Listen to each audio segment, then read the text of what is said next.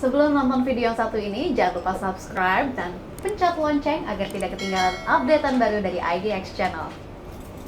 Untuk mengawali perbincangan Pak Rudi, kita akan coba bahas dari sisi lini bisnis, kemudian juga lini industri yang dijalani. Pak Rudi, bagaimana PT PAM Mineral Tbk melihat dinamika Pak industri pertambangan biji nikel sejauh ini, terutama di tengah pandemi, Pak Rudi? Jadi PT PAM Mineral Tbk sebenarnya kita sudah secara terus-menerus 15 tahun berada di industri nikel, mulai dari marketing hingga trading hingga menjadi perusahaan tambang sendiri.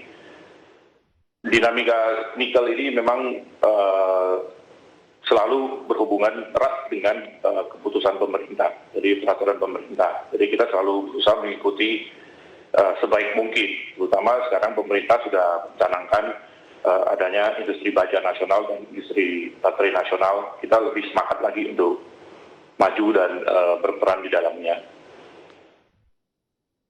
Baik, Pak Rudi, jauh sebelum adanya rencana dari baterai nasional ini, sebenarnya bagaimana geliat industri dari pertambangan biji nikel ini, Pak?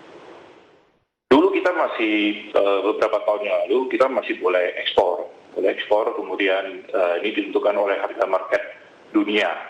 Tapi pada saat itu memang belum ada satupun, kira-kira 10 tahun yang lalu belum ada satupun industri smelter atau industri pengolahan yang berkembang di Indonesia kecuali Antam dan Inco waktu itu.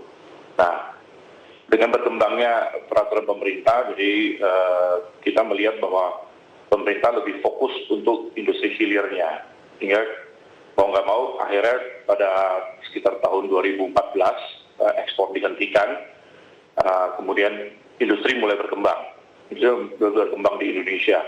Nah, pada saat itu memang harga jual jadi lebih terbatas sekali, berbeda dengan sekarang. Kalau sekarang harga jual sudah mulai lumayan, walaupun mungkin masih perlu sedikit perbaikan. Secara keseluruhan, Pak Rudi, larangan ekspor ini lebih menguntungkan atau justru sebaliknya, Pak? Pada awalnya, pada saat pabrik belum ada, smelter belum ada, industri pertambangan ini memang cukup menderita.